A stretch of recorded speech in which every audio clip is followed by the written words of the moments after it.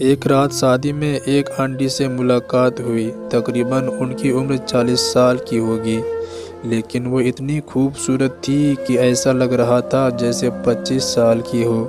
असल में बात उस वक्त शुरू हुई जब मैंने शादी में लड़के और लड़कियों के बारे में बात की कि आजकल लड़के लड़कियों से मोहब्बत के नाम पर सिर्फ अपना मकसद पूरा करते हैं, और शायद लड़कियां भी सब कुछ जानने के बावजूद एक झूठी ख्वाहिश लेकर खुद को लड़के के सामने पेश कर देती है। लेकिन वो ये भूल जाती है कि ये मोहब्बत का दाग उनकी सारी ज़िंदगी नहीं धुलेगा। मोहब्बत तो पहले होती थी जब लोग कच्चे घरों में रहते थे, मोबाइल फ़ोन नहीं होते थे। आंटी ने मुझे अपने पास बुलाया और कहा, चल मैं तुझे पुराने वक्त की मोहब्बत की सच्ची कहानी सुनाती हूँ, फैसला खुद कर लेना। हम दोनों अंदर वाले रूम में चले गए। आंटी ने कहानी सुनाना शुरू की। ये बात आज से लगभग 15 साल पुरानी है। एक लड़की थी तुम्हारी ही तरह की, जवान, खूबसूरत, हर एक से अच्छे तरह से बात करती थी, लेकिन हाँ वो थोड़ी घमंडी थी। मैट्रिक के बाद कॉलेज जाने के लिए घर वालों से जिद करने लगी। घर वाले पढ़ाई के खिलाफ नहीं थे, लेकिन उस माहौल के खिलाफ थे जो हमारे देश में चल रहा है। खैर, बहुत जिद के बाद घर वाले मान गए। एक गाड़ी वाले को पूरे साल के लिए जिम्मेदारी लगा दी, सुबह लेकर जाना और शाम को वापस घर छोड़ना। कॉलेज में जाने के बाद वो बहुत खुश थी, क्योंकि कुछ पढ़ने का शौक था और कुछ एंजॉय करने का भी। वक्त गुजरता गया और कॉलेज जाते हुए उसे 1 साल गुजर गया। रिजल्ट आया तो वो अच्छे नंबरों से पास थी। वो बहुत खुश हुई और घर वाले भी, और क्यों ना होते, वो उनकी इकलौती औलाद जो थी।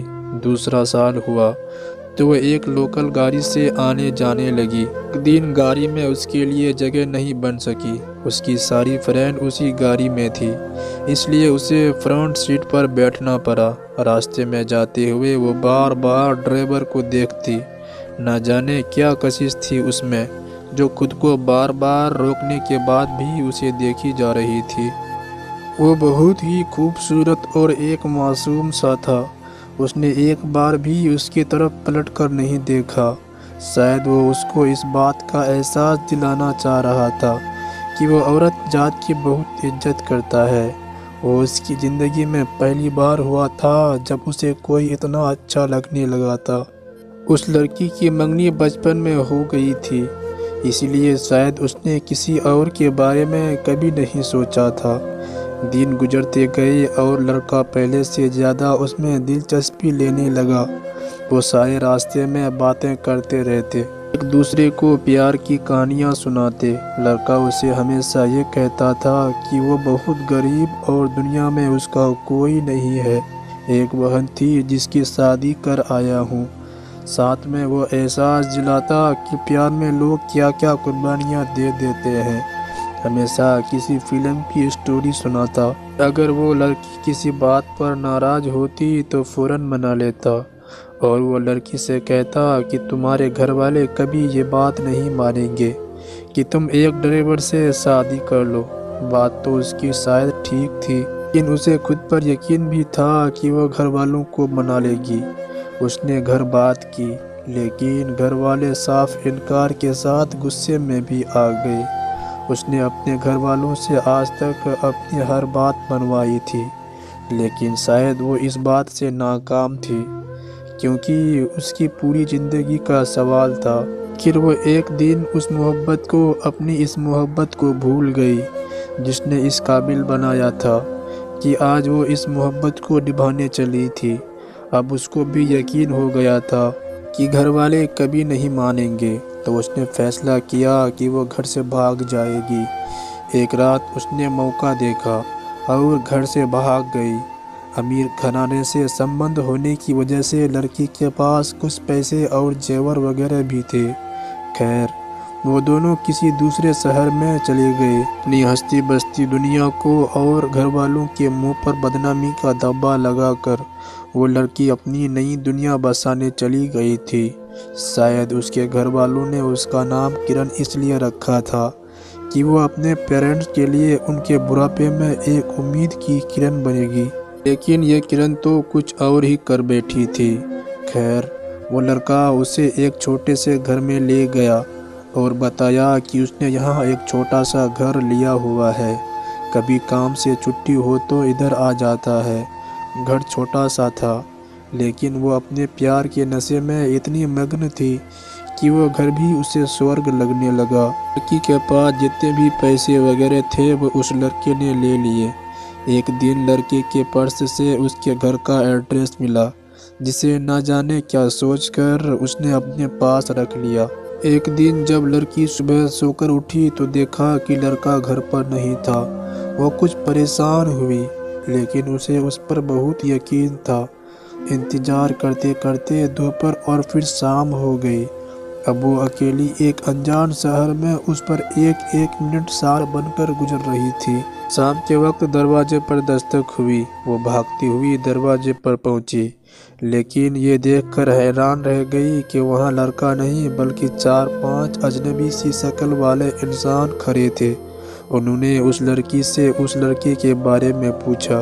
उस लड़की ने जवाब दिया और महसूस कर रही थी कि जिसे पानी से बाहर निकाल कर छोड़ दिया गया हो। उसे ऐसा लगा जैसे कयामत आ गई हो। कुछ देर के लिए वो दूसरी दुनिया में चली गई, जिसके लिए उसने अपने पेरेंट्स को छोड़ दिया। वो दरिंदे इंसान ऐसा निकलेगा, वो रोने के सिवा कर भी क्या सकती थी। तो ये भी नहीं पता था कि यह शहर कौन सा है। वो लोगों के सामने रोने लगी कि उसे आज रात रहने के लिए दिया जाए, कल यहाँ से चली जाएगी। जिस पर एक एक हैवान जैसे इंसान ने उसे ये कहकर छोड़ दिया, रात को फिर आएंगी। पता नहीं उनकी कोई माँ बहन थी या नहीं। वो लोग औरत को सिर्फ तवायफ की नज़रों से देखते थे, लेकिन वो सिर्फ रो सकती थी। उनके जाने के बाद उसने वहाँ से जाने का फैसला कर लिया। जाती भी तो कहाँ, उसे तो ये भी नहीं पता था कि ये कौन सी दुनिया, कौन सा शहर है। लेकिन फिर भी घर से निकल पड़ी। उसे याद आया कि उसके पास लड़के का घर का एड्रेस है। उसने जल्दी से उसे निकाला और लोगों से पूछने लगी। पता मिला, लेकिन वहाँ तक जाती कैसे? पैसे थे नहीं। जो पैसे उसके पास थे वो बहुत कम थे। रात होने वाली थी, लेकिन उससे भी भयानक रात उसकी ज़िंदगी में आ चुकी थी। उसने ड्राइवर को कहा कि इतने पैसे में जहाँ तक ले जा सकते हो ले चलो। वो सारे रास्ते रोती रही और फिर ऊपर वाले से प्रार्थना करती रही कि वो घर मिल जाए। ड्राइवर ने उसे रास्ते में उतार दिया। किसी से पूछने पर पता चला कि ये रोड उसी तरफ जाता है। सारा दिन की भूखी और एक औरत कितना बर्दाश्त कर सकती थी। रो रो के उसका बुरा हाल हो चुका था। चलते चलते वो गिर जाती और फिर खुद ही उठकर चलने लगती। आखिर एक जगह पर वो हिम्मत हार गई, वहीं पर गिर पड़ी। उसकी किस्मत अच्छी थी कि वो जहाँ पहुँची थी वो किसी इंसान की चौखट नहीं बल्कि मंदिर था। वहाँ से पंडित जी बाहर निकले और गुस्से में बोली, कौन हो तुम? ये मंदिर है और इस वक्त कोई नहीं है जो यहाँ तुम्हें कुछ दे सके। उसने सर ऊपर किया। पंडित जी भी शक्ल देखकर पहचान गई कि कोई मजबूर है। पंडित जी ने पूछा कि कौन हो बेटी? वो कोई जवाब ना दे सकी। पानी पीने के बाद उसके मुंह में जुबान आई और बताया कि फला जगह जाना है। पंडित जी उसकी ऐसी हालत देखने के बाद उसे अपने घर ले गए, जहाँ उनकी पत्नी और बच्चे भी थे। रात गुजारने के बाद सुबह कुछ पैसे भी दिए और गाड़ी वालों को उस जगह तक पहुंचाने को कहा। गाड़ी वाला उसी इलाके का था शायद, इसलिए उसे उस घर तक ले गया। घर के अंदर जाते ही उसने एक बूढ़ी औरत को देखा और जाते ही उनके पाँव में गिर गई। रो रो के सिर्फ उसी के बारे में पूछती रही। वह आदमी अंदर गया और एक कागज़ का टुकड़ा ले आया, जिस पर कुछ साल पहले उन्होंने उसे घर से निकाल दिया था। उसका अब उससे कोई संबंध नहीं था। ना जाने कितनी देर तक वो वहाँ खड़ी रोती रही। उसको अपनी माँ याद आ रही थी। उसके एक आंसू पर पागल हो जाती थी। उसे अपने पिता याद आ रहे थे, जिसको ये बोलकर वो रोने लगी कि वो अपनी हर बात मनवा लेती थी। आज किसी को उनके रोने की कोई मतलब नहीं था। वो रोती चीखती हुई घर से बाहर निकल गई का सफ़र किया, लेकिन उसी पंडित के घर का। वहाँ से एक आश्रम में चली गई जहाँ उसे अपनी सारी ज़िंदगी गुजारनी थी। एक राजकुमारी की तरह अपने घर में रहने वाली लड़की वहाँ एक कोने में बैठी रहती है, लेकिन करती भी तो क्या करती, गलती भी तो उसकी अपनी थी ना जाने ऐसे ही कितने साल गुजर गए। एक दिन अचानक उससे कोई मिलने आया। वह हैरान थी कि अब उसका इस दुनिया में कौन है जो उससे मिलने आया है। उसने बाहर जाकर देखा तो वो कोई और नहीं, उसके अपने पिता थे। ना चाहते हुए भी वो पागलों की तरह अपने पिता से लिपट गई। ना जाने कितनी देर तक उसने लिपट कर रोती रही, ना कोई शिकवा ना कोई गिला, दोनों सिर्फ आंसू थे। कुछ देर के लिए वो भूल गई थी कि उसके साथ क्या क्या हुआ। उसके बूढ़े पिता का चेहरा आंसू से तर हो गया। चलो बेटी घर चलो, तुम्हारी माँ बहुत रोती है तुम्हारे लिए। वो अपने पिता के साथ वापस घर आ गई। कुछ दिन बाद उसके माँ बाप ने उस लड़की की शादी एक तलाकशुदा लड़के से करा दी कि उस लड़की से शादी करने के लिए कोई भी लड़का तैयार नहीं हो रहा था। वो लड़का बहुत अच्छा था। वो अब दोनों खुशी खुशी जीवन बिता रहे हैं। ये सब कुछ सुनाते हुए आंटी की आंखों से आंसू का एक समंदर उभर आया था। उन्होंने हाथ से इशारा किया कि जाओ यहाँ से जाओ, और मैं बाहर बैठकर रोती हुई सोचती रही कि प्यार के किस्से आज से नहीं हमेशा ऐसे ही चलते आ रहे हैं। ऐसे ही कुछ हालात भागे हुए लोगों के साथ होते हैं। भगाने वाले का जब दिल भर जाता है या उन्हें कोई और मिल जाता है तो पहली की छुट्टी और फिर अगली की बारी का इंतज़ार करते हैं। आजकल ऐसे दरिंदे भेड़िए हर देश, हर शहर और हर मोहल्ले में मौजूद है, जिनका सिर्फ यही मिशन है। तो दोस्तों, सही कहा ना मैंने? आपकी क्या राय है इस कहानी के बारे में? कमेंट करके हमें ज़रूर बताएं। वीडियो को लाइक करके चैनल को सब्सक्राइब कर लीजिए।